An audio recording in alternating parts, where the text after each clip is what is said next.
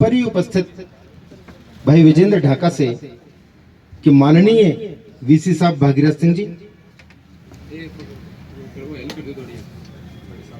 और वीसी साहब को पुष्पहार और साफा वही उपहार भेंट कर स्वागत करेंगे। छात्र संघ उपाध्यक्ष जय कुमार जी, छात्र संघ उपाध्यक्ष जय कुमार से मेरा निवेदन है कि आज के उद्घाटनकर्ता श्री विक्रम सिंह जी को पुष्पहार भेंट कर उनका स्वागत करें और संयुक्त मुख्य अतिथि दीप सीता जी धर हमारे मध्य उपस्थित हैं। इन्हें पुष्पहार भेंट करने के लिए मैं आह्वान कर रहा हूं एकता शर्मा का, कुमारी एकता शर्मा।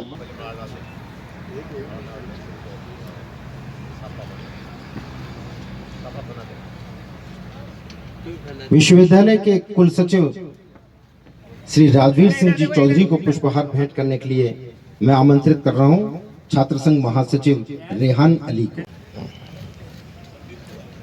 संदीप कुमार मंच पर आए और करण साहब को पुष्पहार भेंट कर उनका स्वागत करेंगे।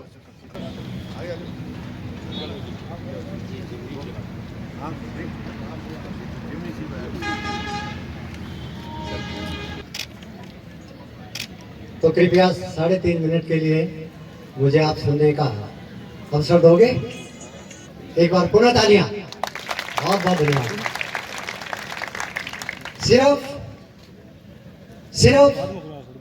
सिर्फ हंगामा खड़ा करना मेरा मकसद तो नहीं, सिर्फ हंगामा खड़ा करना मेरा मकसद तो नहीं। मेरी कोशिश है कि ये सूरत बदलनी चाहिए। मेरे सीने में नहीं तो तेरे सीने में सही हो कहीं भी आग, मगर आग जलनी चाहिए। इसलिए हो गई है पीर पर्वत सी पिघलनी चाहिए, हो गई है पीर पर्वत सी पिघलनी चाहिए और शेखावाटी यूनिवर्सिटी से भी कोई गंगा निकलनी चाहिए। ऐसा है नौजवान साथियों, प्रण करते हैं विधायक जी, प्रण करते हैं संस्कृति की शाम नहीं होने देंगे, वीर शहीदों की शहादत बदनाम नहीं होने देंगे। जब तक भी एक बूंद गर्म लहू की बाकी है, हिंदुस्तान की आजादी नीलाम नहीं होने देंगे। ये गौरों की धरती, होगों की धरती, बैलों की धरती, कैरों की धरती, शहीदों की धरती, ये शेखावाटी की धरती से जुड़ा एक गीत आपके बीच लीजिए, जरा गौर करना। छाती पर पैना पड़ाओ नागरे,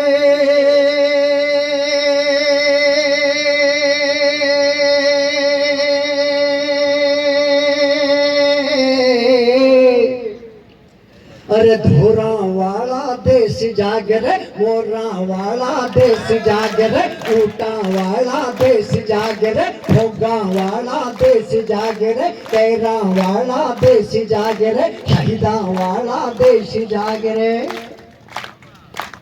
उठ खोले उड़ी दिया खड़िया, नैनारी मीठी नींद छोड़े, रे रात नहीं अब दिन उगियो, सपना रो झूठो मोह छोड़े, थारी आख्या में राज रिहा, जंजाल सुहानी रात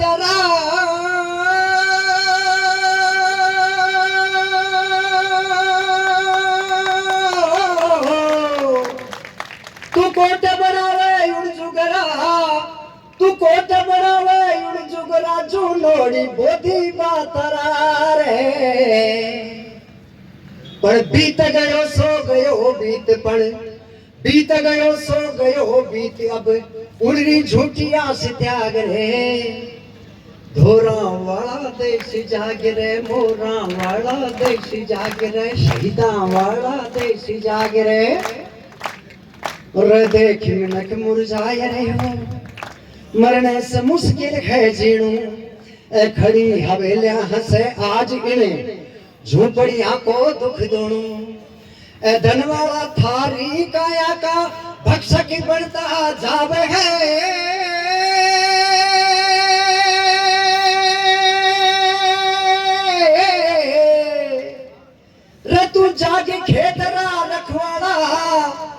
जागे खेत रा रखवाड़ा बाड़े खेत में खावे है रे। जका उजाड़े झोंपड़ियां, जका उजाड़े झोंपड़ियां उन महला के तू लगा आगरे। करसा वाला देसी जागरे, शहीदा वाला देसी जागरे, धोरा वाला देसी जागरे, मोरा वाला देसी जागरे। खाना के लाग्यो आज काटे, खूंटा पर टकिया धनुष तीर। ए लोग मरे भूखा मरता, भूखा मरुड़ता फिरे वीर। थे उठो मजूरो नौजवान साथियों, ऊंटा पर कस लो जीन रे।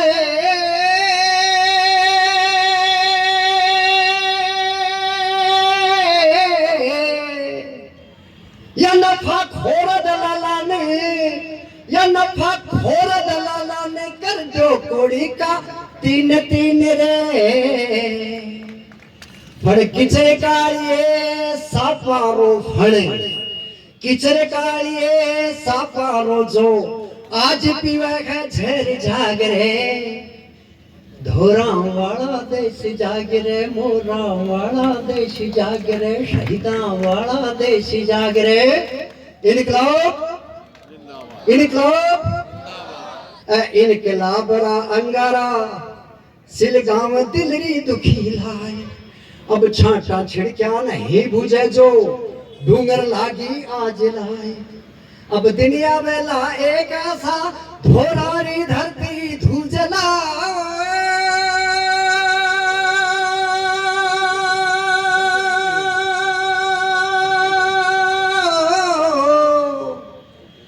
सदा देवतारा सेवक, सदा देवतारा सेवक पड़े आज मिलख ने पूजला रे। इड़ सदा सुरंगी मरुधरना कटेवा साहब, इड़ सदा सुरंगी मरुधरना सुतोड़ा जाग्या आज भाग रे। धोरा वाला देसी जागरे, मोरा वाला देसी जागरे। छाती पर पैना पड़ा नागरे।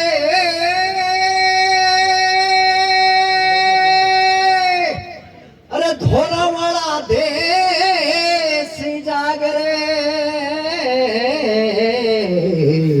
धोरा वाला देसी जागरे, मोरा वाला देसी जागरे, शहीदा वाला देसी जागरे, केरा वाला देसी जागरे, भोगा वाला देसी जागरे, नहरा वाला देसी जागरे, पहाड़ा वाला देसी जागरे। थैंक यू, नमस्कार।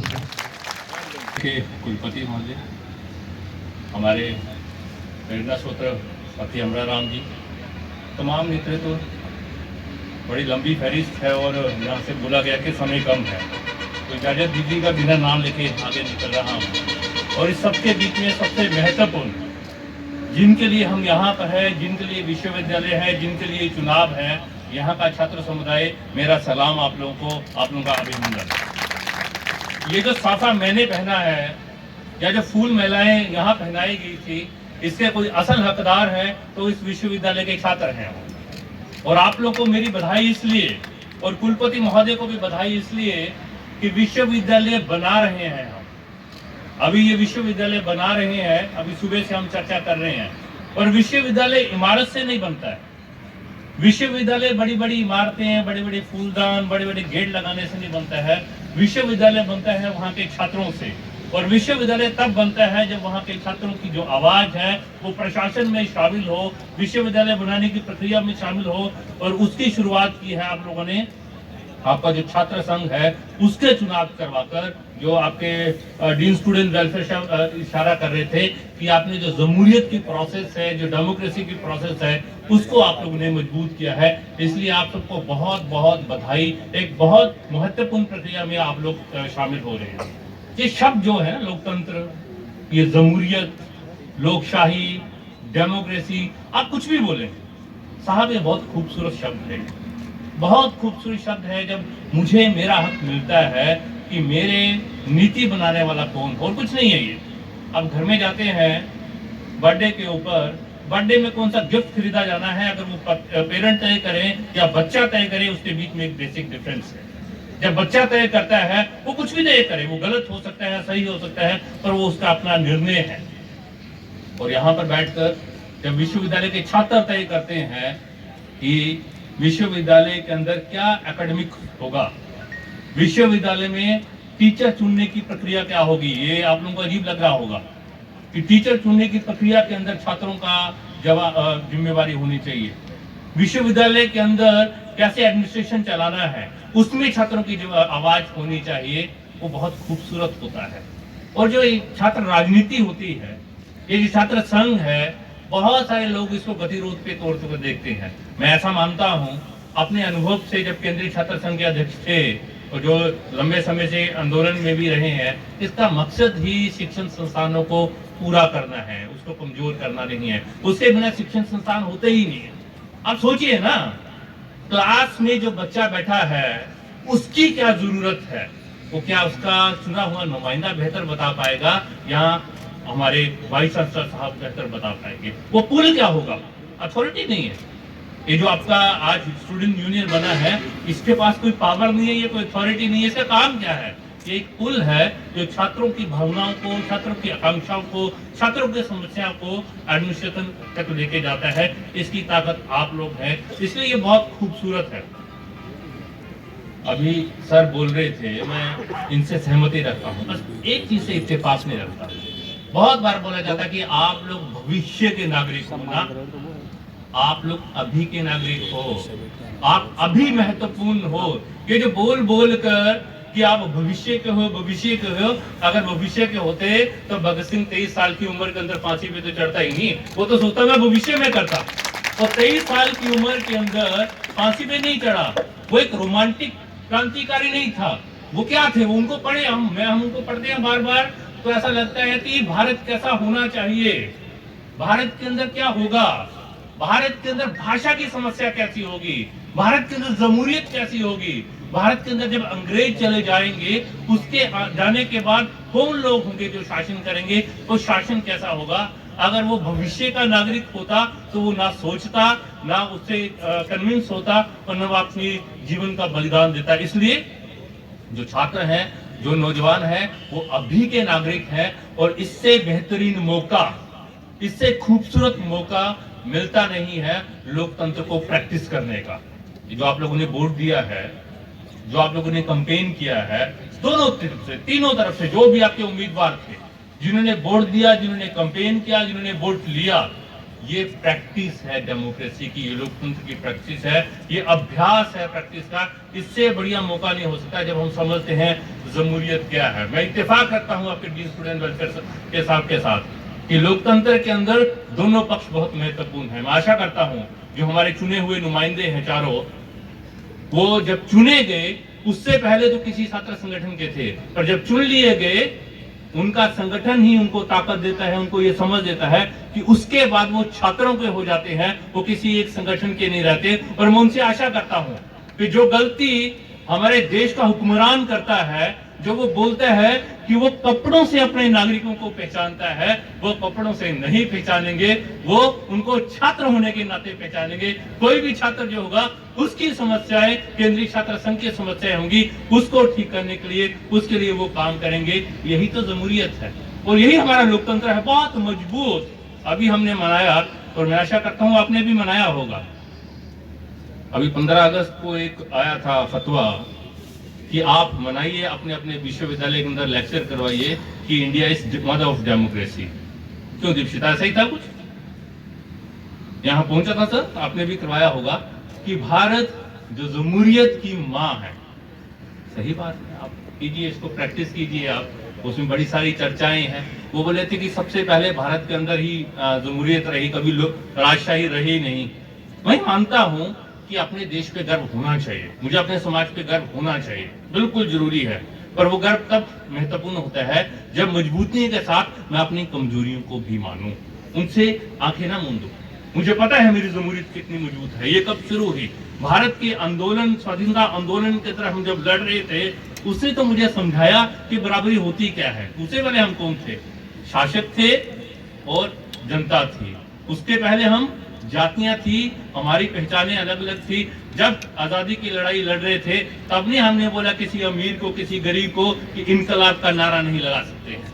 तब हमने अशफाकुल्ला खान को राम प्रसाद बिस्मिल से अलग नहीं किया कि आप इनकलाब का नारा नहीं लगा सकते। इनकलाब का नारा लगाते हुए, आजादी की लड़ाई को लड़ते हुए हमने ये माना कि हम सब बराबर हैं। हम जमहूरियत के अंदर एक वोट, एक इंसान, एक वोट और एक वोट की एक कीमत होगी। तो राजनीतिक बराबरी वो अमेरिका जैसा देश बहुत बड़े लंबे समय के बाद दे पाया। वहां पर सबको मताधिकार नहीं था। वहां पर जब वहां डेमोक्रेसी शुरू की हुई, कुछ लोगों को मताधिकार था। और मुझे गर्व है मेरे भारत की जनता ने संविधान सभा के अंदर इसको हराया। यहाँ भी थे कि सबको अधिकार नहीं मिलना चाहिए, कुछ पढ़े लिखों को मिलना चाहिए, महिलाओं को नहीं मिलना चाहिए, उसको हराया और जमहूरियत कायम की। ये बहुत मजबूत जमहूरियत है। इसी जमहूरियत की ये देन है जहां पर आजादी की लड़ाई में लड़ने वाले लोग भी हैं और जिनका कोई योगदान नहीं था वो भी आज हुक्मरान बन सकते हैं, वो भी देश की सरकार चला सकते हैं। ये मेरे देश की जनवाद की जो ताकत है वो है। इसलिए दोस्तों, मैं बड़ी लंबी बातचीत यहाँ पे नहीं करना हूँ। कमला राम यहाँ पर हैं, बहुत बेहतरीन यहाँ की परिस्थितियों को जानते हैं, वो यहाँ पर बात रखेंगे। दीक्षिता बहुत प्यारी वक्ता पूरे देश के अंदर पॉपुलर है, वो यहाँ पर बोलेगी। मैं बहुत लंबे समय आपके बीच में रहती जो तेरी देखी शराबी हो गया, गुलाबी आंखें जो तेरी देखी शराबी हो गया। संभालो मुझको ओ मेरे यारो, संभलना मुश्किल हो गया। गुलाबी आंखें, आप लोग गाओ मेरे साथ, ठीक है। गुलाबी जो तेरी, आवाज नहीं आ रही, थोड़ा जोर से गाओ। गुलाबी जो तेरी शराबी हो गया।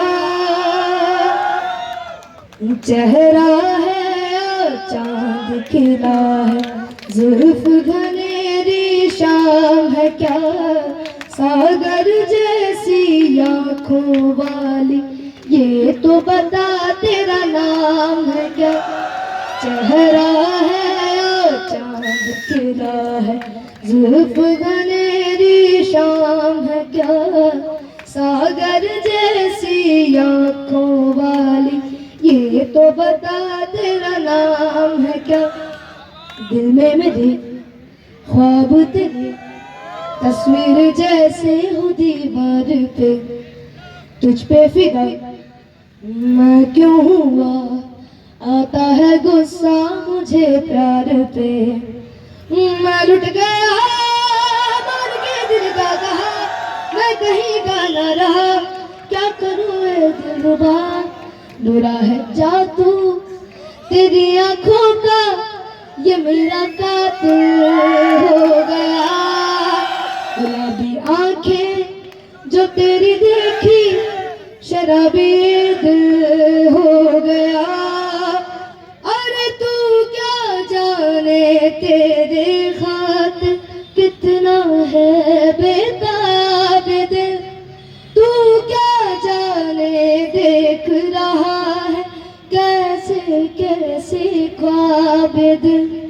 दिल कहता है तू है यहाँ तो जाता लम्हा थम जाए, वक्त का दरिया बहते बहते इस मंजर में जम जाए।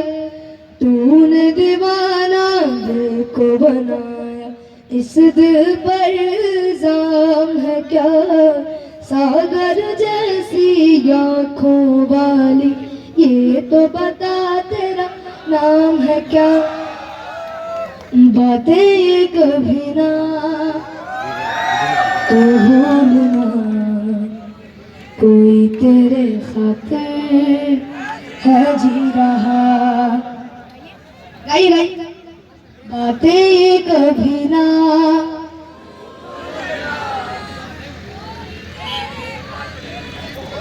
जी रहा। तू जहाँ जाए महफूज हो, तू जहाँ जाए महफूज हो।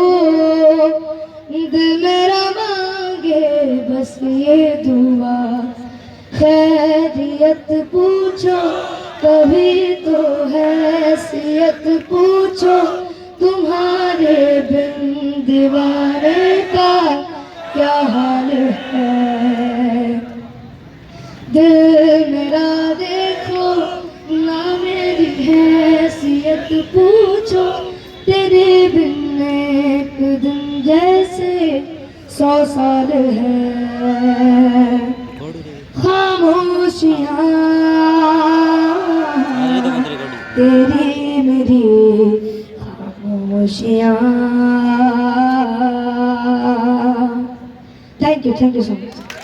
हमारी इस यूनिवर्सिटी की जो नए चुने गए स्टूडेंट्स यूनियन रिप्रेजेंटेटिव है, प्रेसिडेंट है, general secretary, joint secretary, vice president, सारे लोग और आप सारे छात्र, आप सारे स्टूडेंट्स जिन्होंने इस यूनिवर्सिटी के अंदर दोबारा डेमोक्रेसी कैसे चलना चाहिए, जमहूरियत क्या होता है, डेमोक्रेसी क्या होता है, उसको साबित किया है। अब सभी लोगों को भारत की छात्र फेडरेशन की ओर से मेरी क्रांतिकारी इस्तकबाल, मेरी लाल सलाम। अब सभी लोगों को पता है कि हमारे पास वक्त बहुत ज़्यादा नहीं है। बहुत सारे लोगों को वापस घर जाना है, लड़कियों को बहुत सारे लोग इंतज़ार कर रहे हैं, उनके दोस्त जो परफॉर्म करके आने वाले हैं वो लोग तैयार होकर बैठे हैं उनकी परफॉर्मेंस देखने के लिए। इसके पहले जब कॉमरेड विक्रम ने बात रखा, उन्होंने बहुत बारीकी से हमारी राजनीति की जो बात है, हमारी समझ की जो बात है, हमारी जो वैचारिक बातें हैं वो आपके सामने रखा है। मैं उन सारी चीज़ों को दोहराऊंगा नहीं, पर ये बात कहना चाहती हूँ कि आज जब पूरी देश के अंदर एक ऐसा स्थिति है, एक ऐसा माहौल है जहाँ पे कुछ लोग ये तय करने वाले हैं कि आप क्या कहेंगे, अब कैसा पोशाक पहनेंगे, आप क्या खाएंगे, किसके साथ शादी करेंगे, किसके साथ दोस्ती करेंगे। जब हम एक ऐसा माहौल के अंदर है जहाँ पे सियासत में बैठे हुए लोग हमारी जिंदगी को कंट्रोल करना चाह रहा है, वो भुला देना चाह रहा है कि जिस देश के हम नागरिक हैं, जो फोटोज यहाँ पे हम लगा के रखे हैं बाबा साहेब अम्बेडकर और शहीद आजम भगत सिंह, जिस देश का, जिस भारत का सपना उन्होंने देखा था, हमारी देश में जो लोग सियासत में बैठे हुए हैं वो हमसे हमारी वो सपना छीनना चाहते हैं। क्या सपना देखा था बाबा साहेब अम्बेडकर ने? आज यहाँ पे जो लोग बैठे हुए हैं, अलग अलग जात, अलग अलग धर्म के लोग हैं, कोई दलित है, कोई पिछड़ा है, कोई जाट है, कोई आदिवासी है, कोई पंडित है, बामन है, क्षत्रिय है। एक वक्त ऐसा था इस देश के अंदर, अगर आप पिछड़े वर्ग के हैं, अगर आप शूद्र है, अगर आप दलित है, तो इस कॉलेज के अंदर, ऐसी यूनिवर्सिटीज के अंदर हमारी आपकी घुसने की अधिकार नहीं था। बाबा साहेब अम्बेडकर जब पहली बार स्कूल में गए, उनको अलग बिठाया गया था। महाराष्ट्र के थे वो, गर्मी बहुत पड़ती है वहां पे मराठवाड़ा में। पानी पीने गए तो उनको बोला गया कि आप पानी पी नहीं सकते, आप पानी छू नहीं सकते, क्योंकि आप दलित है। आप अगर पानी छू देंगे तो पानी और कोई पी नहीं पाएगा, अछूत हो जाएगा। बाबा साहेब अम्बेडकर ने जब संविधान का रचना किया, उन्हें ये सारी चीजें याद थी, अपना बचपन याद था। अपने बचपन में उन्होंने जो संघर्ष किया है वो संघर्ष उन्हें याद थे। उन्होंने जब संविधान बनाया, जो पहला बात उन्होंने कहा कि शिक्षा को अधिकार बनाना पड़ेगा। अब दलित है, हिंदू है, मुसलमान है, महिला है, पुरुष है, शिक्षा का अधिकार होगा। ये कोई खैरात में बांटने वाला चीज नहीं, कोई दया में बांटने वाला चीज नहीं। हर एक आदमी को, हर एक नागरिक को इस देश के अंदर शिक्षा मिलेगा। दूसरा जिसका तस्वीर हमने लगाया है, शहीद आजम भगत सिंह। क्या सपना देखे थे वो? एक सिनेमा है the legend of Bhagat Singh, आप लोगों में बहुत लोगों ने देखा होगा। उसमें एक डायलॉग है जिसमें भगत सिंह कहते हैं कि हमें बस आजादी नहीं चाहिए। सब लोग घबरा जाते हैं, कह रहे भाई इस आजादी के लिए इतने सारे लड़ाई है, इतने लोग शहीद हो गए, हम सब लोग अपना घर छोड़ दिए, अपना पढ़ाई छोड़ दिया बस इस देश को आजाद करने के लिए, और भगत तुम कह रहे हो कि हमें आजादी नहीं चाहिए। भगत सिंह दोबारा कहते हैं हमें बस आजादी नहीं चाहिए, हमें ऐसी आजादी नहीं चाहिए जहां पे मेरे देश का जो राज है वो अंग्रेजों के हाथ से लेके इस देश के अंदर जो पूंजीपति है, जो अमीर लोग है, जो जमींदार है, उनके हाथ में चला जाए। हमें ऐसी आजादी चाहिए जहां पे मेरा देश का किसान, मेरा देश का मजदूर, मेरे देश का मेहनत कश सर ऊंचा करके जी पाए। ऐसा आजादी का सपना वो देखते हैं। जो लोग हमारे देश के लिए अपना जान दिए हैं, वो लोग कहते हैं कि हमने दो चीजों के लिए लड़ा था, स्वाधीनता और मुक्ति। हमको स्वाधीनता तो मिल गई पर मुक्ति नहीं मिली। आजादी तो हमें मिल गई पर मुक्ति हमें नहीं मिली। किस बात से मुक्ति, किस बात से आजादी? इस देश के अंदर जो जात पात है उससे मुक्ति, इस देश के अंदर जो गरीबी है उससे मुक्ति, इस देश के अंदर अभी भी जो धर्म के नाम पे, मंदिर के नाम पे, मस्जिद के नाम पे लोगों को बांटा जा रहा है उससे मुक्ति। आज जब हम यहाँ पे खड़े हैं, हमारे पीछे बाबा साहेब अम्बेडकर और शहीद आजम भगत सिंह खड़े हैं, हम उनका सपना, उनकी आजादी, उनकी मुक्ति के लिए यहाँ पे लड़ाई कर रहे हैं। जो लोगों को अपने चुन के भेजा है, जो लोगों को अपने छात्र संसद चलाने का जिम्मेदारी दिया है, वही सपना देखते हैं। मुक्ति का सपना, आजादी का सपना, समानता का सपना, सब लोग इकट्ठे रहेंगे, बराबरी करेंगे, उसका सपना। अभी कॉमरेड कह रहे थे, विक्रम कह रहे थे कि जो नया शिक्षा नीति हमारे ऊपर लागू किया जा रहा है, अगर वो नया शिक्षा नीति लागू हो जाए तो ये बचा खुचा जो सपना हमारे हाथ में है ना, ये भी हमसे छीना जाएगा। अब देख लीजिए राजस्थान के अंदर शेखावत यूनिवर्सिटी के अलावा और कितने सारी यूनिवर्सिटीज है जहाँ पे चुनाव होता है। इस सीकर के अंदर ऐसे बहुत सारे कॉलेजेस होंगे जहाँ पे चुनाव नहीं होता। इस देश के अंदर ऐसे बहुत सारे कॉलेज, बहुत सारी यूनिवर्सिटी है जहाँ पे चुनाव नहीं होता, छात्र यूनियन का चुनाव नहीं होता। क्यों नहीं होता? क्योंकि वो डरते हैं। जिन लोगों को आपने चुन के भेजा है वो अपने लोग हैं, आपके लोग हैं। वो लोग आपके बात करेंगे, आपकी दुख दर्द की बात करेंगे, आपकी समस्या की बात करेंगे। अगर ये लोग जो आप लोगों ने जिनको चुना है, ये लोग कहाँ से आते हैं? कुछ अमीर परिवारों से आते हैं, कोई टाटा बिरला अंबानी का लड़के है कोई। ये सारे वही लोग हैं जो इस देश के किसानों की परिवारों से आते हैं, मजदूरों की परिवारों से आते हैं, मेहनत कशों की परिवारों से आते हैं। ये जब यूनिवर्सिटीज में आते हैं, जब अध्यक्ष बनते हैं, उपाध्यक्ष बनते हैं, तो गरीबों का, मेहनत कशों का, उनके घर के बच्चों का जो पढ़ाई का अधिकार है उसके लिए बात करते हैं। हमारे जो लोग सरकार में बैठे हैं, जो सियासत में बैठे हैं, उन लोगों को ये सारे बात पसंद नहीं। कत्ल कर दिया था उन्होंने रोहित वेमुला का, कत्ल हो गया था नजीब, कत्ल हो गया था। इस देश के अंदर ऐसे बहुत सारे लोग जो आम लोगों की, छात्रों की शिक्षाओं के लिए लड़ाई कर रहा था। मैं ये मानती हूँ और मैं बहुत गर्व से कहती हूँ कि जिन लोगों को आपने चुना है, जो राजनीति का प्रतिनिधित्व वो करते हैं, वो कान्हाराम की राजनीति है। कौन थे शहीद कान्हाराम? 15 साल का एक लड़का, क्लास 9 का लड़का था। जब फीस वृद्धि हुई सीकर के अंदर, वो लड़का खड़ा था, जुलूस में था, गोलियां चली, पुलिस ने गोलियां बरसाया। कॉमरेड कान्हाराम का गोली उसकी पीठ में नहीं लगा था, उसकी सीने में लगा था। क्योंकि भारत की छात्र फेडरेशन की कोई भी कॉमरेड भागना नहीं सीखा है, लड़ाई छोड़ना नहीं सीखा है, पीठ नहीं दिखाना सीखा है। हम गर्व से कहते हैं हम कॉमरेड कान्हाराम की ऑर्गेनाइजेशन करते हैं, उनके संगठन करते हैं। कॉमरेड सुदीप्तो गुप्तो, मैं जहां से आती हूँ कलकत्ता से, 21 साल का लड़का था, शहीद हो गया, खून हो गया। क्यों? इसी चीज का मांग कर रहे थे जो आप लोगों ने यूनियन बनाया ना, कि आपका क्लास का कोई लड़का चुनाव लड़ेगा, चुनाव जीतेगा, आपके लिए बात करेगा। पश्चिम बंगाल के अंदर ममता बनर्जी जब से आई है, वहां पे छात्रों का चुनाव नहीं होता था। कॉमरेड सुदीप्तो गुप्तो जो खुद प्रेसिडेंट रह चुके हैं अपने कॉलेज के, वो सड़क पे थे, लड़ाई के अंदर थे, आंदोलन के अंदर थे। पुलिस ने मार मार के उसका हत्या कर दिया। वो तस्वीर हमने देखा है।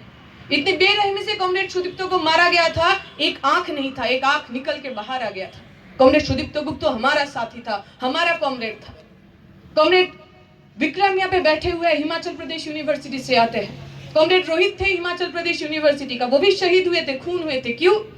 क्योंकि कैंपस के अंदर जब कुछ लोग, कुछ चंद संगठन के लोग लड़कियों के साथ छेड़खानी कर रहा था, मेरा कॉमरेड, मेरा साथी रोहित उनके खिलाफ आवाज उठाया था। कैंपस के अंदर वो शहीद हो गए थे। हम जब आज आपके यहाँ पे आए हैं, आपको इसलिए इन लोगों का नाम गिनाया, इसलिए इन लोगों का नाम बताया, क्योंकि आपको ये महसूस होना चाहिए जो जमहूरियत आपको मिला है, जो डेमोक्रेसी आपको मिला है, ये चुनने का आजादी जो आपको मिला है, ये ऐसे ऐसे आपके पास नहीं आया। इतने सारे लोग अपना खून देके, अपना जान देके, अपना जिंदगी देके ये सुनिश्चित किया है कि मैं और आप, हम जैसे आम लोग भी अधिकार पाने का, चुनने का ये क्षमता रखें। तो हम जब कॉलेज के अंदर, यूनिवर्सिटीज के अंदर, यूनियन के अंदर हमारा कामकाज करेंगे, हमें ये महसूस होना चाहिए कि कितना बड़ा जिम्मेदारी हमारी कंधों पे है। मैं अपना बात लंबा नहीं करूंगी। यहाँ पे कॉमरेड विक्रम ने कहा है कि जो युवा होता है, उन लोगों के अंदर ऊर्जा होता है, समाज बदलने का, परिवर्तन का ऊर्जा तो है ही। मैं जब भी दुखी होता हूँ, थोड़ा डिप्रेस्ड हो जाता हूँ, डिमोटिवेटेड होता हूँ, तो बहुत सारे लोगों की जीवनी पढ़ता हूँ। अभी उनमें एक नया चीज शामिल हुआ है, वो है कॉमरेड उधम सिंह। उनके बारे में एक फिल्म कुछ दिन पहले आया था। कॉमरेड उधम सिंह कौन थे? कॉमरेड भगत सिंह का साथी थे। इस देश को जो लोग आजादी देने की सपना देख रहे थे, उनमें से एक थे।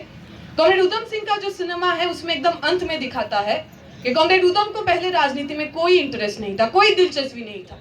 बहुत सारे लड़कियां, बहुत सारे लड़के जो यहाँ पे बैठे हैं, आप लोगों में भी ऐसा सोच होगा कि हमें राजनीति से क्या फायदा, हमें राजनीति करना नहीं है, राजनीति खराब लोग करते हैं, राजनीति वो लोग करते हैं जिनको जिंदगी में कुछ बनना नहीं है। हम आईएएस बनेंगे, आईपीएस बनेंगे, पुलिस में हमारी भर्ती हो जाएगी, डॉक्टर बनेंगे, इंजीनियर बनेंगे, राजनीति से हमारी क्या ताल्लुक। उधम सिंह भी ऐसे ही सोचते थे, पर उधम सिंह को मोहब्बत भी था एक लड़की से, बहुत बेइंतहा मोहब्बत करते थे उन्हें। आपको याद होगा पंजाब के अंदर जालियांवाला बाग मसाकर हुआ, बहुत सारे लोगों को ब्रिटिश ने खून किया, तो उसकी ये जो दोस्त थी जिससे वो प्यार करता था, वो लड़की भी उसी जुलूस में शामिल था। वो जब उधम सिंह वापस आया, लड़की को ढूंढने लगा, कहीं पे वो नहीं मिल रहा। वो चला गया उस ग्राउंड पे, ढेरों के ढेर लाश पड़ा हुआ है, हर जगह पे वो जा रहा है, उस लड़की को ढूंढ रहा है। हर जगह पे जब वो लाश पलटता है, कोई और उन्हें मिल जाता है, किसी के दिल में, किसी के शरीर में तभी भी थोड़ा सा जान बचा है। कैसे कैसे करके उनको उद्धार करके वो अस्पताल लेते जाता है, फिर से वापस आता है, उस लड़की को ढूंढता है, कहीं नहीं मिलता। पूरा रात कट जाता है, 100 लोगों को वो बचाता है, 100 लोगों को वो अस्पताल ले जाता है, पर जिस लड़की से उसने बेइंतहा मोहब्बत किया, उस लड़की को वो ढूंढ नहीं पाता।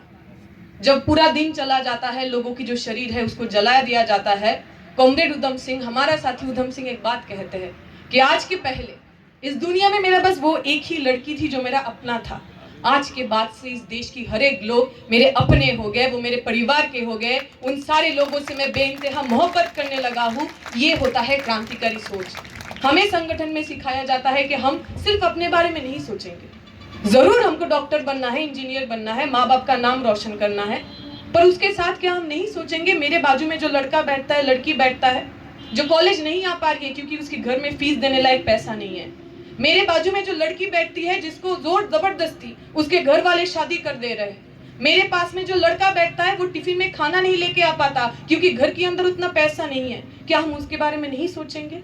क्या नहीं सोचेंगे हथरस की उस पीड़िता के बारे में, 19 साल की दलित लड़की जिसको गैंग रेप करके मार दिया गया था? क्या हम नहीं सोचेंगे जुनैद के बारे में, 16 साल का लड़का जिसको बस मुसलमान होने के कारण कत्ल कर दिया जाता है ट्रेन के अंदर? क्या हम इस देश की वो सारे लोग, वो सारे किसान, वो सारे मजदूर जो पिछले सालों में अपना जान देने पे मजबूर हो गए, उनके बारे में हम नहीं सोचेंगे? हम भारत की छात्र फेडरेशन के अंदर, और हम विश्वास करेंगे वो सारे लोग जो छात्र संगठन करते हैं, वो अकेले से, एक आदमी से कलेक्टिव बनने का, सब लोगों को मिल बांट के रहने का जो सोच है, उस भावना के साथ अब जुड़े रहेंगे। मैं अपना बात लंबा नहीं करूंगी, कहते हुए खत्म करना है। इस देश के अंदर लोग हमें बांटना चाहता है, मंदिर में बांटेंगे, मस्जिद में बांटेंगे, नारी में बांटेंगे, पुरुष में बांटेंगे, जात में बांट देंगे, भाषाओं में बांट देंगे, पर आपका जो नया यूनियन चुना गया है उसमें तो हिंदू भी है, उसमें तो मुसलमान भी है। जब आपका कोई अध्यक्ष वो मंदिर में जाता है और पूजा करता है, प्रार्थना करता है, भगवान के सामने हाथ जोड़ करके खड़ा होता है, क्या मांगता है? हिंदू राष्ट्र मांगता है, या फिर वो हाथ जोड़ करके ये मांगता है कि मेरा सामने एग्जाम है, मुझे अच्छे से पास करा दे? वो हाथ जोड़ करके यही मांगता है कि मेरे परिवार के जो लोग हैं वो खुश रहे, ठीक रहे। जो मुसलमान लड़का होगा, जो दरगाह में जाता होगा, मस्जिद में जाता होगा, इबादत करता होगा, क्या मांगता होगा अल्लाह से? गाज़ाए हिंद मांगता है, इस्लामिक राष्ट्र मांगता है, या फिर वो भी अल्लाह से यही मांगता है, सामने मेरा एग्जाम है, सामने मेरा भर्ती है, मेरा नौकरी ठीक ठाक लगा देना, मेरे घर के लोग, मेरे परिवार के लोग, वो लोग खुशहाल रहे, वो लोग ठीक रहे। तो चाहे आप हिंदू हो, चाहे मुसलमान हो, आप लड़की हो या लड़का हो, भगवान के साथ, ईश्वर के साथ अगर आपका कोई ताल्लुक है, वो आपका व्यक्तिगत ताल्लुक है। उस भावना के अंदर कोई भी राजनीतिक दल का कोई भी स्थान नहीं है। कोई अगर आपका भावना, आपका आस्था, इन सारी चीजों को लेके खून खराबा करने का कोशिश करता है, लोगों में दंगा लगाने का कोशिश करता है, तो हम भारत के छात्र, हम भारत के नौजवान इन सारे ताकतों के खिलाफ चट्टान बन के खड़े रहेंगे, ये विश्वास, ये उम्मीद मैं करती हूँ। 2 लाइन कह के खत्म करना है। साहिल इंदौरी जी की 2 लाइन है, बहुत वो कुछ दिन पहले गुजर गए हैं, कि सभी का खून है यहाँ की मिट्टी में शामिल, सभी का खून है यहाँ की मिट्टी में शामिल, किसी की बाप का हिंदुस्तान थोड़ी है। शुक्रिया, इनकलाब जिंदाबाद। अब सभी लोगों को बहुत सारी बधाई। और कैसे आप सभी लोग? चलो अच्छा है।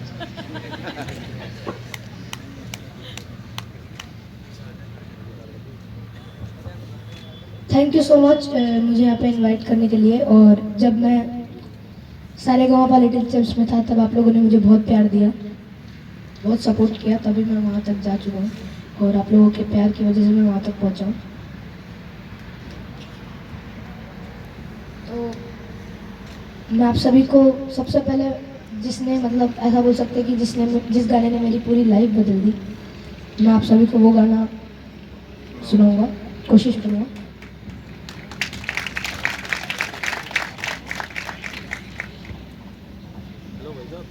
लेकिन एक चीज़ है, आप लोगों को मेरे साथ भी गाना है, ठीक है?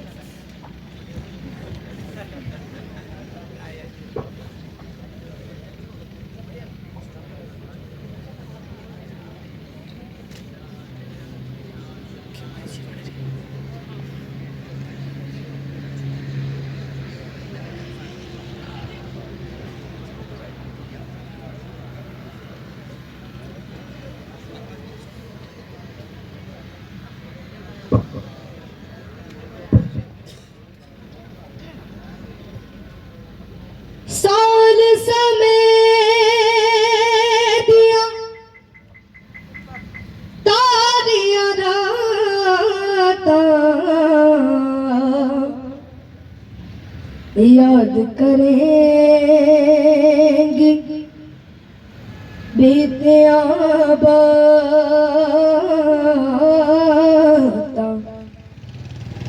याद करेंगी बीतिया बाता, अखियां लाउण, अखियां लाउण, अखियां लाउण गया बरसाता, फिर मैं तैनू याद आवांगा, ना जाने दिल विच की आया, एक प्रेम प्याला पी आया, मैं भी आया, मैं भी आया, मैं भी प्याला पी आया, मैं प्रेम दा प्याला पी आया, एक पल में गदिया पी आया, ओए होए मैं प्रेम दा प्याला पी आया, एक पल में गदिया जी आया, सारी मधुशाला पी आया, एक पल में गदिया जी आया, मैं भी आया, मैं भी आया, मैं भी आया, पी आया, मैं जी आया, मैं रमता जोगी, मैं रमता जोगी, जोगी जोगी जोगी जोगी, हो मन में लगन ये जागे जग छूटा, हो जग छूटा जिया बैरागी, ये बात वहाँ तक ना पहुँची, ये चोट जिया तक ना रागी, सारे निजा देगा सारे रे बाबा ने दारे दारे दारे बाबा ने दारे दारे दारे दारे जुबान तक ना आया, ये तेरे दिल विच की आया, मैं भी आया, मैं भी आया, एक पल में सदिया जी आया, मैं भी आया, मैं भी आया, मैं प्रेम प्याला भी आया, मैं जी आया, मैं रमता जोगी, मैं रमता जोगी, जोगी जोगी जोगी जोगी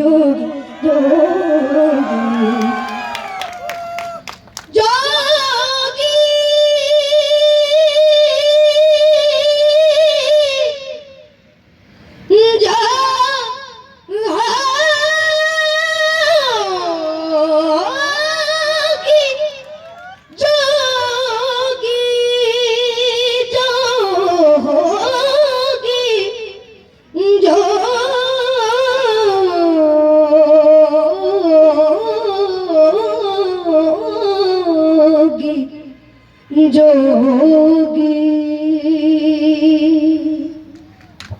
थैंक यू। शुक्रिया। और हमारे संचालक महोदय जितना उन्होंने आगे कह दिया है उतना मैं हूँ नहीं। निश्चित रूप से सबसे पहले तो तमाम छात्र संघ और विश्वविद्यालय का आभारी हूँ कि आपके बीच में इस छात्र संघ उद्घाटन के रूप में आपके बीच में आने का मौका दिया, और उन तमाम कलाकारों को और नन्हा कलाकार को अभी तो बहुत शानदार प्रस्तुति गीत के रूप में दी है, और आप और हम सब आशा करते हैं कि वो और आगे बढ़े और पूरे देश में इस गायन के मामले से नाम रोशन करें। निश्चित रूप से बहुत मेरे से पहले विक्रम से लेके कमांडर साहब ने बहुत अच्छी तरीके से गणतंत्र के बारे में, संघर्ष के बारे में, समस्याओं के बारे में बहुत विस्तार से बताया। मैं उनको दोहराना नहीं चाहता। निश्चित रूप से शेखावाटी वो इलाका है जो इस राजस्थान के 33 जिलों में सबसे अग्रणीय शिक्षा में है, सिविलाइजेशन में है, और जहां इस देश की सीमाओं की सुरक्षा है। जब भी कोई दुश्मन देश की सेनाओं से युद्ध होता है तो सबसे ज्यादा शहादत देने वाली भी सबसे पहले देश में शेखावाटी, न केवल प्रदेश में, लेकिन दुर्भाग्य कहें या सौभाग्य कहें, इसमें विकास के नाम से सबसे पीछे से नंबर आता है। 47 के बाद 2012 में शेखावाटी यूनिवर्सिटी का, और वो भी संघर्षों के बाद। और मैं तो ये कहूंगा कि जब 2012 में हमारे साथ दो साथी पेमा राव और पवन दुग्गल थे, राजस्थान की सरकार नहीं खोल रही थी, तो हमने जैकेट पहन करके हमने कहा हम यही बैठेंगे जब तक शेखावाटी विश्वविद्यालय नहीं होगा, और फिर जग मार के सरकार ने खोलना पड़ा। और शेखावाटी विश्वविद्यालय खोलने के बाद 12 से 16 तक कोई एग्जाम नहीं, मैं इस हिसाब से पूछ रहा था। 16 में एग्जाम लेना शुरू किया। निश्चित रूप से आगे बढ़नी चाहिए, न केवल शिक्षा में। सबसे ज्यादा व्यापारी राजस्थान से, आप सेना में किसी इलाके में चला जाओ। मैं तो 20 साल में राजस्थान की विधानसभा से तमाम कमेटियों में पूरे देश में, हर प्रदेश में गया हूं। जहां भी गए, सेना में शेखावाटी का व्यक्ति, व्यापार में शेखावाटी का व्यक्ति, लेकिन यातायात में सबसे बाद में ब्रॉडगेज हुई। शेखावाटी विश्वविद्यालय हो गई, डिपार्टमेंट खुल गए, 16 के बाद एग्जाम चल रही है। अभी वीसी साहब बता रहे थे प्रोफेसर की स्वीकृति नहीं दे रहे। जहां तक नई एजुकेशन पॉलिसी की विक्रम ने बताया, संख्या का सवाल है, और ये सही है। एक जमाना था कि एक बच्चे को 1 किलोमीटर से ज्यादा नहीं चलना पड़े, इसके लिए स्कूल खोले। अब कई हजार स्कूलें पहले वाली सरकार ने बंद कर दी। इन्होंने कहा वापिस खोलेंगे। अब इन्होंने 25 बच्चे नहीं है तो स्कूल बंद होगी, 10,000 से ज्यादा की लिस्ट बना रखी है। और विद्यार्थी होंगे संगठन कॉलेज। और मुझे तो आश्चर्य हो रहा है, मैंने वीसी साहब से पूछा, ये सीकर की कल्याण कॉलेज जहां से हमने अन्याय के खिलाफ लड़ना सीखा है, राजस्थान का वो विद्यार्थी, मैं फख्र से कह सकता हूं कल्याण कॉलेज सबसे ज्यादा संख्या में थी। और ये भी फख्र है, किसी भी लड़की के साथ जब से मैं कॉलेज में फर्स्ट ईयर में आया था आज तक कल्याण कॉलेज, और उसके बाद में भी आर्ट, साइंस, कॉमर्स हो गई, किसी भी लड़की के साथ किसी भी तरह का दुर्व्यवहार नहीं हुआ। ये सबसे बड़ी, मैं समझता हूँ यहाँ के बच्चों का सबसे बड़ा कैरियर। मैंने पूछा कि उनको बजट देना पड़ेगा। वीसी साहब ने कहा कोई बजट की जरूरत नहीं है, जितने सीकर में कॉलेज है, आर्ट, साइंस, कॉमर्स, गर्ल्स, और तो संख्या कॉलेज बना देते हैं, तो उसमें जितना खर्चा राजस्थान सरकार का हो रहा है वो राजस्थान शेखावाटी यूनिवर्सिटी कर देगी। लेकिन अफसोस कि उसकी भी स्वीकृति नहीं मिलती। और स्वीकृति इसलिए नहीं मिल रही है कि हमारे राजस्थान की विधानसभा में सरकार में आवाज उठाने के लिए 8 विधायक भेजे गए हैं, और अभी 23 जनवरी को राजस्थान की विधानसभा का सत्र चलेगा। मैंने तो अखबार में पढ़ा है, आप नेट पे भी देख सकते हो कि इस विधायक ने कितना प्रश्न पूछा है। एक विधायक बजट सत्र में 100 क्वेश्चन पूछ सकता है, लेकिन शायद 6 तो ऐसे हैं जिन्होंने प्रश्न ही नहीं लगाया।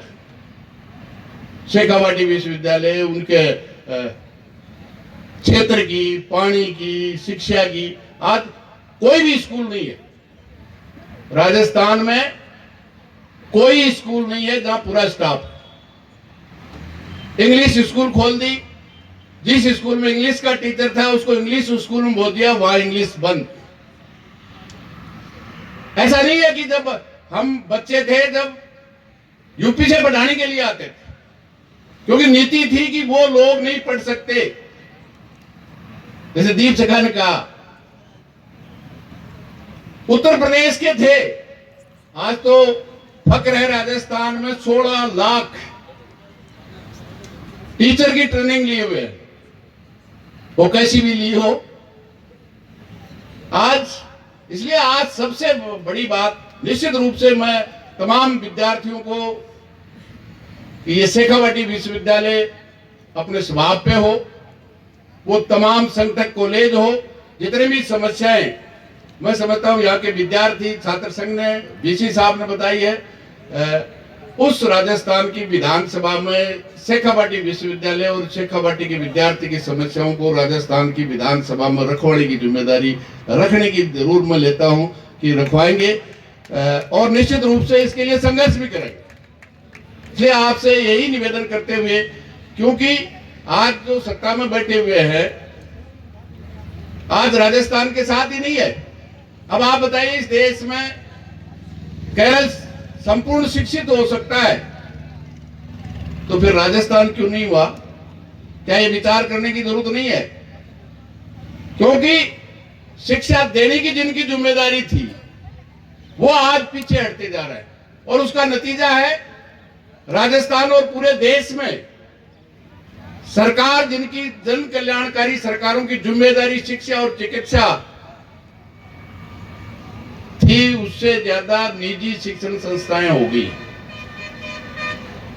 संख्या के विश्वविद्यालय, विद्यालय और छात्र भी आज इस तरह के, जहां दोनों तरह का, अभिभावकों का भी होता है और शिक्षकों का भी होता है शोषण।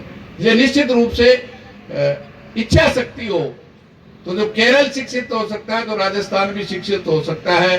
बेहतरीन विश्वविद्यालय और जब तर्क का विकसित करने का सवाल है, मैं समझता हूं अब की सरकार न केवल वो करने जा रही है, अभी तो यूजीसी के माध्यम से हमें पढ़ाने वाले भी विदेशी विश्वविद्यालय आएंगे, विदेशी कॉलेज आएंगे। अभी लीगली करने के लिए विदेशी वकील आएंगे। सही कहा दीप सिखा ने, ये शहीद आजम भगत सिंह, बाबा साहब अंबेडकर ने जो संविधान बनाया और इस 75 साल में जो कुछ उसमें हासिल किया था, नारे आत्मनिर्भरता के हैं और काम प्रतंत्र करने के हैं। शिक्षा, चिकित्सा, सड़क, हवाई अड्डा, बैंक, बीमा। पहले कहा करते थे कि घाटे के कारण हम निजी हाथों में दे रहे हैं। घाटे वाला कोई प्रोग्राम चलाता है निजी शिक्षण? फिर जितने भी कारखाने बंद हुए लाखों की संख्या में, वो निजी थे। LIC तो निजी घाटे में नहीं है। अब लोग घाटा नहीं, पूरे जगह देंगे। शिक्षा, चिकित्सा, विदेशी लोग आके पढ़ाएंगे, विदेशी लोग आकर के हमारी कानूनी पैरवी करेंगे। तो निश्चित रूप से इसके खिलाफ लड़ने की आवश्यकता है। जो कुछ भी इस देश के संविधान ने, देश की आजादी के संघर्ष ने जो कुछ भाईचारे को दिया था, उसको तोड़ के, और वही अंग्रेजों की नीति है, बांटो, लूटो, राज करो, इसके खिलाफ जब तक नहीं लड़ेंगे, मैं समझता हूं संचालक महोदय ने कहा लड़ना, मैं तो फक्र समझता हूं। मैंने आम जनता को अपने हक और अधिकारों के लिए विद्यार्थी जीवन से लेके आज तक संघर्ष के मैदान में उतारा है। और मैं कह सकता हूं, राजस्थान में चाहे वो 3-3 बार मुख्यमंत्री बन जाएं, लेकिन मेरा चैलेंज है, जनता की मांगों के लिए 50,000 लोगों को 5 दिन बैठा के दिखा दें, तो मैं उन मुख्यमंत्रियों को मेरे से आगे मांग लूंगा। मैंने तो जनता की मांगों के लिए 7 दिन, 8 दिन, 13 दिन और 13 महीने इस देश के किसान जो मजदूर बहुमत में है, जो 75 साल पहले जिनकी जमीन नहीं थी, संघर्ष के कारण जिसके खातेदारी मिली थी, 3 काले कानूनों के माध्यम से अंबानी अडानी को देना चाहते थे, 13 महीने तक लड़ करके, और हमारे देश के प्रधानमंत्री जो 56 इंच के सीने की बात करते हैं, इस देश के किसानों से माफी मांगनी पड़ी और कानून वापिस पहली बार लेने के लिए मजबूर करना पड़ा। और उसके लिए लड़ाई भी निश्चित रूप से उस संवैधानिक जिस गणतंत्र दिवस हम आने वाले 26 तारीख को मनाएंगे, जो लिख करके दिया था, और वो हमारे प्रधानमंत्री जनतंत्र की बात कर रहे थे। कमांडर साहब, कोई आदमी मर जाता है ना, कितना ही बुरा हो, उसका दुश्मन से दुश्मन भी बुराई नहीं करता है, लेकिन वो हमारे हुक्मरान अपनी सास की मौत पे फूल चढ़ाने के लिए जाए, उनको घर से बाहर नहीं जाने दे। मैं समझता हूं इससे ज्यादा अफसोसजनक बात नहीं हो सकती। किस तरह का उनका नेचर है, यह आप अंदाजा कर सकते हो।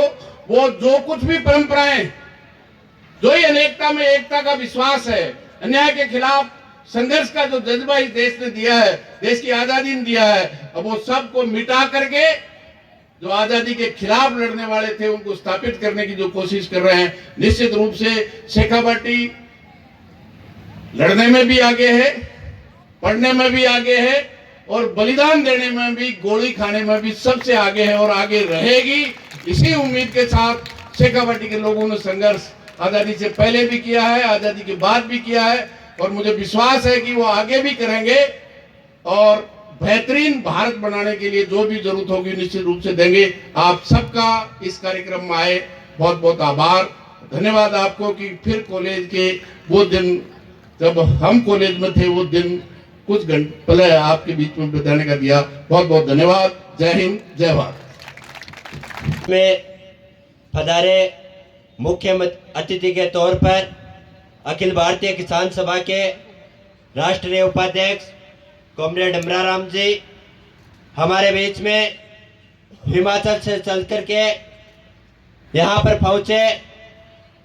उद्घाटनकर्ता के रूप में एसएफआई के पूर्व राष्ट्रीय अध्यक्ष डॉक्टर विक्रम सिंह जी, राष्ट्रीय नेत्री दीपशिता दर्जी, एसएफआई के प्रदेशाध्यक्ष साथी सुभाष जी जाखड़, इस शेखावाटी विश्वविद्यालय जिसके कार्यकाल में इस विश्वविद्यालय के मांग को लेकर के जो बीज बोया गया था, हरपूल सिंह जी बाजिया सहित हमारे बीच में कर्नल अजय जी शोराण सहित जो भी अतिथिगण पहुंचे हैं यहाँ पर, उन तमाम का मैं छात्र संघ पैनल की ओर से क्रांतिकारी स्वागत करता हूं। इस कार्यक्रम में हमारे बीच में अध्यक्षता कर रहे वीसी सर बघेल सिंह जी, हमारे छात्र संघ के परामर्शदाता रविंद्र जी कटेवा, हमारे एफसी सर अर्जुन जी, कुल सचिव राजवीर जी चौधरी सहित जितने भी जिले भर से यहाँ पर तमाम जो छात्र संघ के पदाधिकारी पहुंचे हैं, एसएफआई संगठन के नेतागण पहुंचे हैं, पूर्व नेतागण, मीडिया के बंधुओं, मेरे दोस्त, नौजवान साथियों, छात्र और छात्राएं, तमाम का मैं छात्र संघ पैनल की ओर से, छात्र संघ की ओर से स्वागत करता हूं और आपको धन्यवाद देता हूं कि आपने व्यस्तम समय में से समय निकाल करके और इतनी देर इस कार्यक्रम को भव्य बनाया, रोचक बनाया।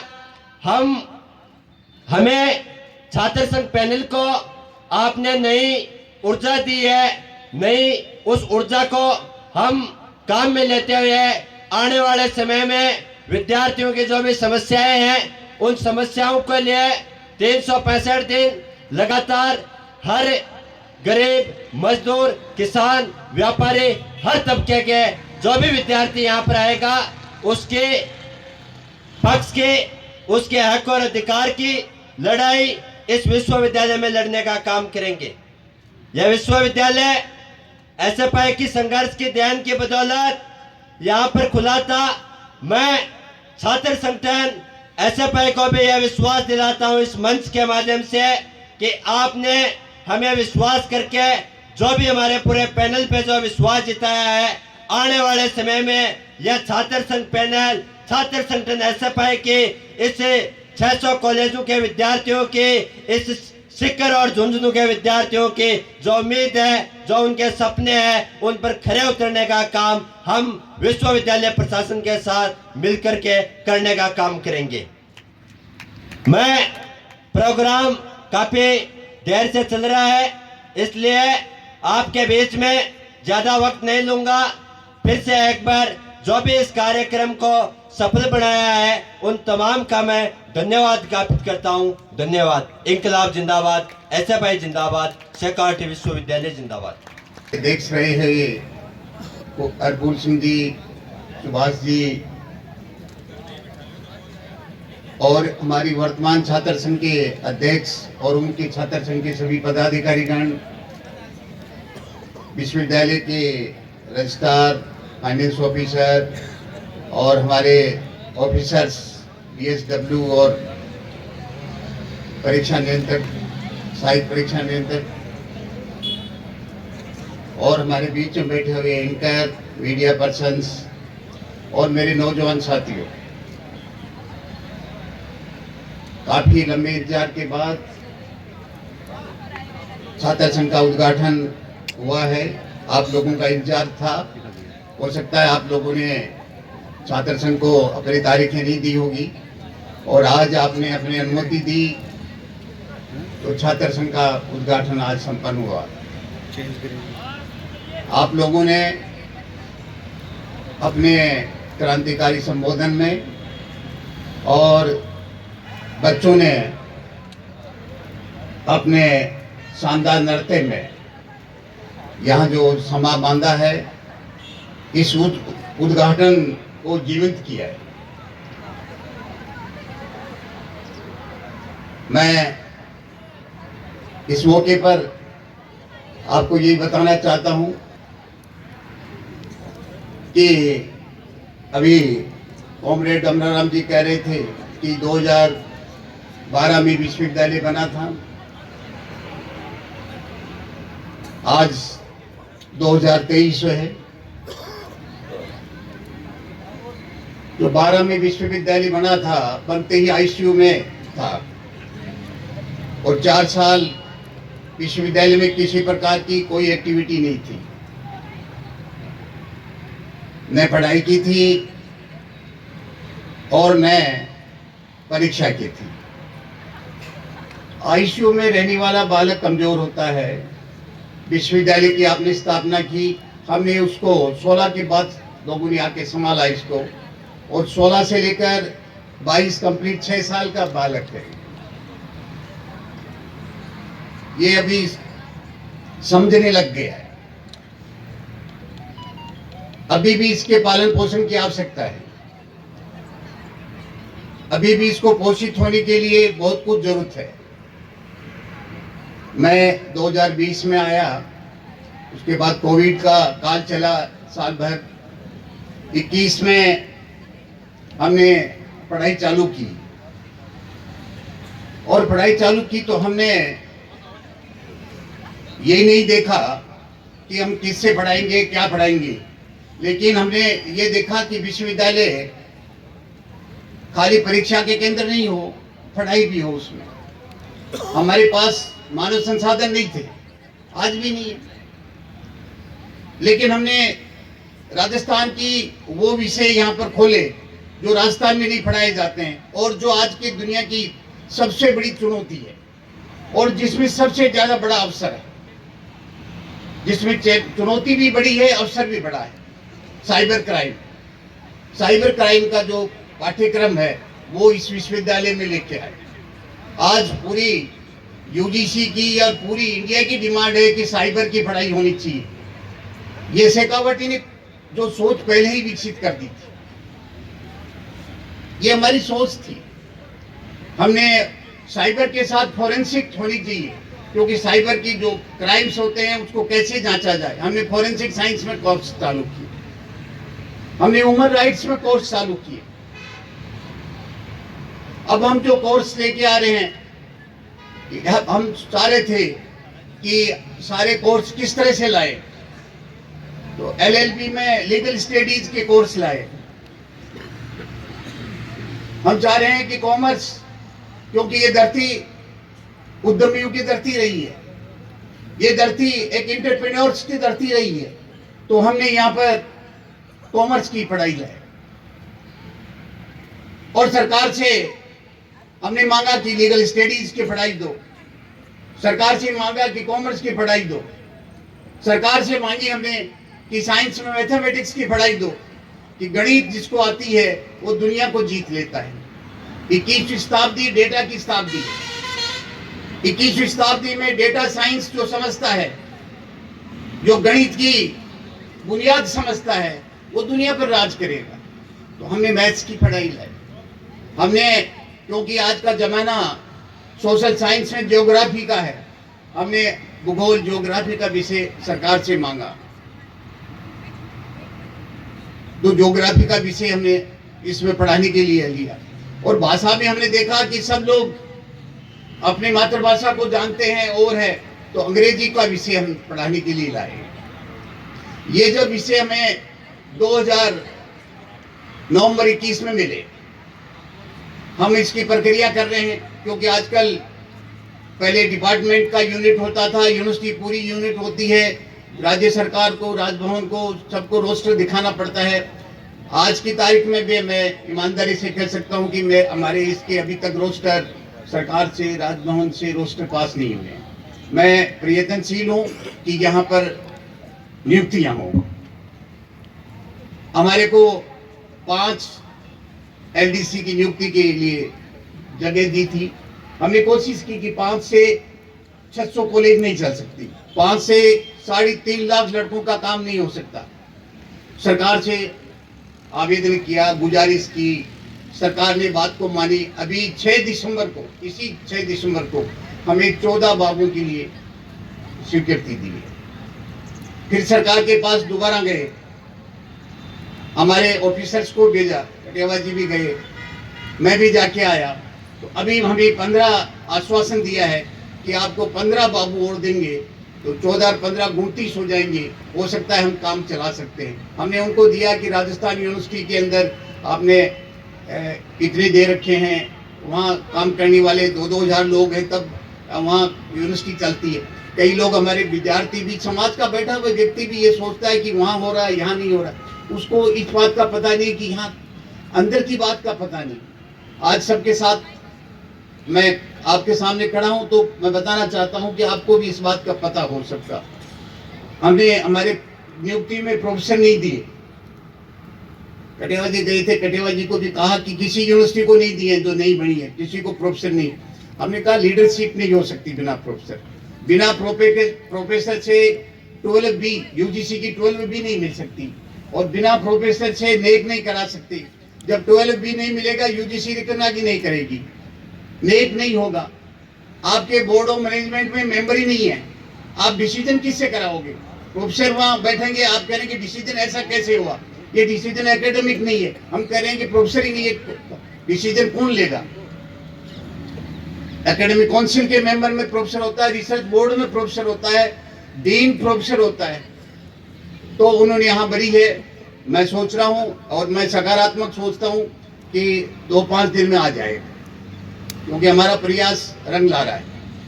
और हम इस कोशिश में हैं कि रोस्टर भी हमें मिल जाएगा और हम नियुक्तियों में आगे बढ़ेंगे, तो विश्वविद्यालय को हम साकार जीवंत रूप देंगे। आज आपके विश्वविद्यालय जो बन रही है इंफ्रास्ट्रक्चर के मामले में, मैं यहाँ ये बताने के लिए आपको मैं सक्षम हुई हूँ, मैं गौरव महसूस कर रहा हूँ कि न केवल राजस्थान की, हिंदुस्तान में ऐसी विश्वविद्यालय यदि किसी ने इंफ्रास्ट्रक्चर में इतनी भारी विश्वविद्यालय नहीं देखी हो, हम जिसको तैयार कर रहे हैं। और एकेडमिक्स में भी ठीक है, मेरा तो अभी क्योंकि 2 साल कंप्लीट हो गए हैं, तीसरा साल मेरा चल रहा है, लेकिन कोई भी यहाँ पर काम करने के लिए आएगा, चाहे प्रोफेसर आए, अधिकारी आए, यदि यहाँ के नागरिक की जनभागिता होगी, यहाँ के लोगों की सहभागिता होगी, यहाँ के छात्र संघों का पूरा सहयोग होगा, तो ये भारत का एक बहुत बड़ा ऐसा कोहिनूर बनेगा, ऐसा हीरा होगा कि एकेडमिक्स में यहाँ के लोगों उदाहरण देंगे। क्योंकि ये हमने इसकी बुनियाद ऐसे कोर्स शुरू किए। हमने इस साल जो कोर्स लाए हैं वो कल्चर हेरिटेज का कोर्स है, यानी हमारा कल्चर टूरिज्म। किसी यूनिवर्सिटी में कल्चर टूरिज्म नहीं पढ़ाया जाता है, वहाँ के टूरिज्म को दूसरे रूप में पढ़ाया जाता है, लेकिन शेखावटी का जो कल्चर है, आर्ट है, वो हेरिटेज से भरा हुआ है, यहाँ रिलीजन से भरा हुआ है, यहाँ के किसानों के नवाचारों से भरा हुआ है। हम उसकी इस कल्चर को दिखाना चाहते हैं टूरिस्ट को, तो हमने कल्चर पे कोर्स चालू किया है। हमने इसको